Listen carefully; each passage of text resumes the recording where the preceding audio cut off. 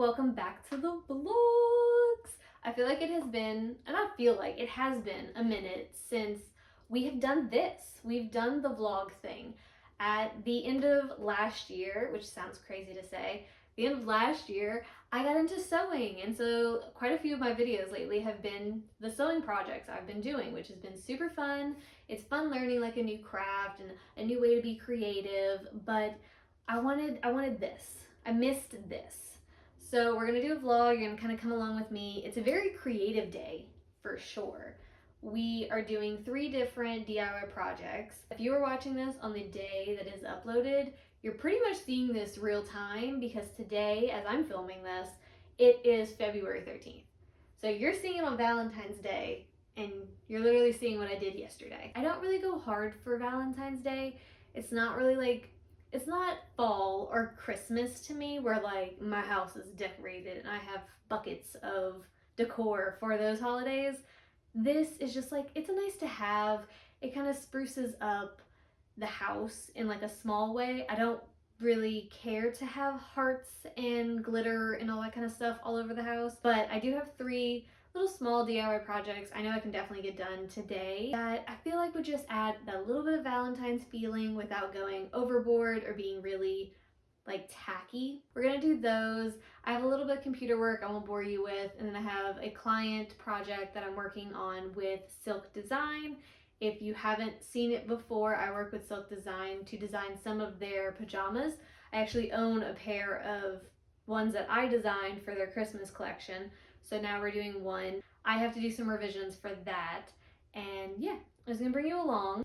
Very first project we're gonna jump into is this heart tray. I found it at Joann's. I'm pretty sure it's supposed to be like a sign of some sort, but I want to use it as a tray. I also got these little wooden pieces that it just says wood doll heads, but I'm going to use these as feet. So I'm going to hot glue them to the back, and then I'm hoping I can take this out, like either pry out the staples or at least glue it down to where you can't see it on the other side. Oh, and I also got this hot glue gun while I was at Joann's because I figured hot glue was the best way to attach these 2 things together. You could probably use something like Gorilla Glue or wood glue because they're both wood pieces, but I know future projects I'm going to need some hot glue anyway, so I might as well just buy it now. That was easy enough. Sweet.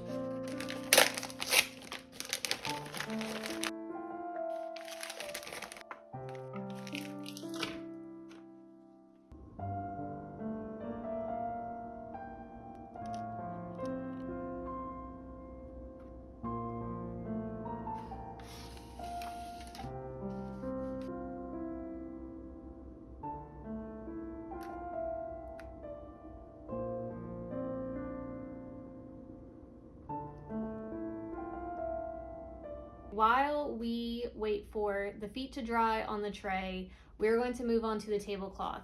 This is actually, I guess technically an old design of mine that I recolored to be more Valentine's Day themed. I got this in a different fabric than I normally use. I'm forgetting what it's called, but I'll put it up on the screen. It is overall like bigger in size, so that way this is gonna be a super simple tablecloth. I literally am just cutting off the raw edges, folding it over, ironing, and then sewing it. It's super simple. There's very little like prep work or anything like that. It's not like the quilted table runner I had before. This is literally just a tablecloth that's going to cover the whole table, and it's very simple to make.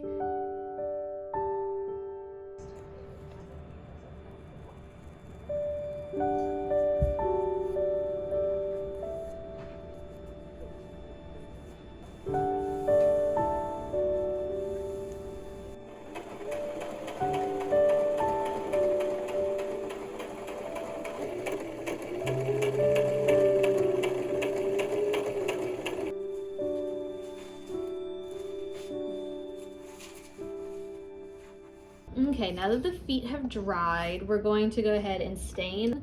I chose the American walnut. I want this to be a little bit darker, and you can kind of see at least from the sample, it looks like it's going to be a red tone that's darker. They also had some like dark walnut, but the sample was like a weird yellow and kind of light colored, so I wasn't really sure about that, but I did like this sample. So hopefully that's what it looks like on here. I'm also just using a regular sponge brush. I literally think this was like 17 cents or something at my craft store whenever I bought the stain. We're very official here, opening things with butter knives. Ooh, and look how pretty. That is such a good color. Less is definitely more. Ooh, this is so pretty. It is like that perfect chocolatey brown.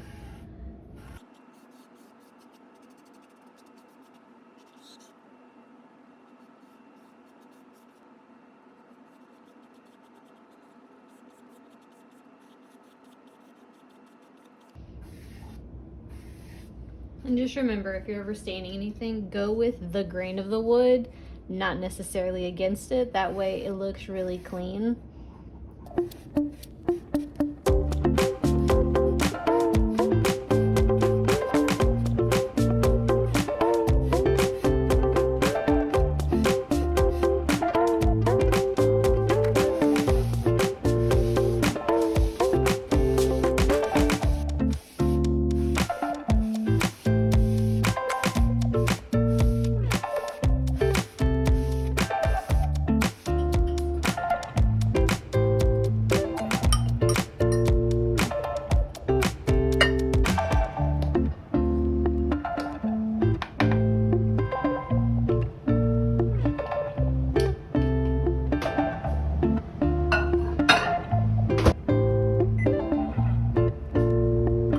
So I just touched the tray. It's still a little bit tacky, so I decided I'm going to take an early lunch and then we're going to go to our third DIY project, which is actually in the living room. I've been kind of eyeing our mantle ever since we had to take down all the Christmas stuff. Our mantles looked really sad and kind of lonely, and I wanted to add a little bit of something to it without going overboard. And I scrolled through Pinterest and looked through a bunch of different things and had kind of come up with the idea of using little wooden blocks and then painting them, and then on each side of the block putting either an X, an O, or a heart.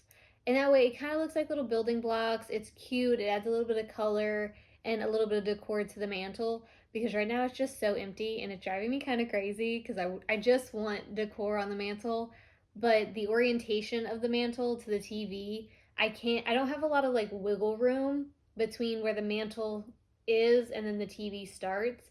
So I need something that can kind of go off to the side and still be visually interesting but not take up a whole bunch of room. I ended up putting a TV show on, so I'm gonna just do a voiceover for this part of the DIY. But I really do like the way this turned out. They ended up being, I believe they're 2x2 blocks. Everything's from Joann's, from the tray to these blocks, other than the fabric because just I designed it, so I had to order it. But everything else I literally got from Joann's. I'm using acrylic white paint, and while the white paint was awesome, it didn't take long for it to dry. You do need multiple coats of the white just to be able to cover the cube itself. That's very dependent on you though. If you don't really want full coverage and you want to see some of the wood grain, do less coats obviously. But I will say this is where I kind of messed up.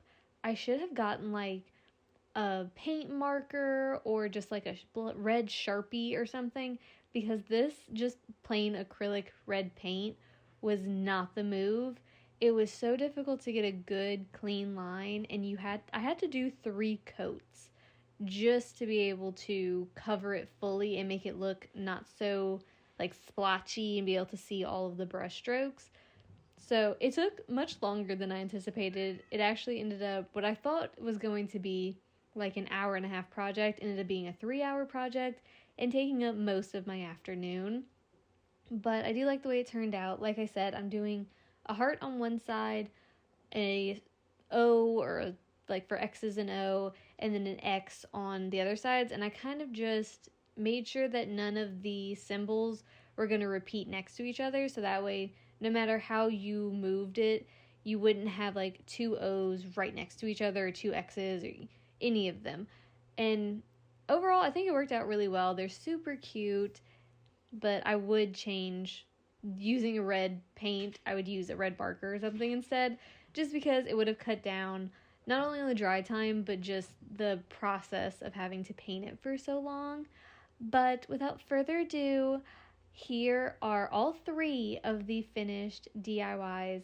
I hope you love them. I am obsessed with them. They're going to be sticking around far past just tomorrow.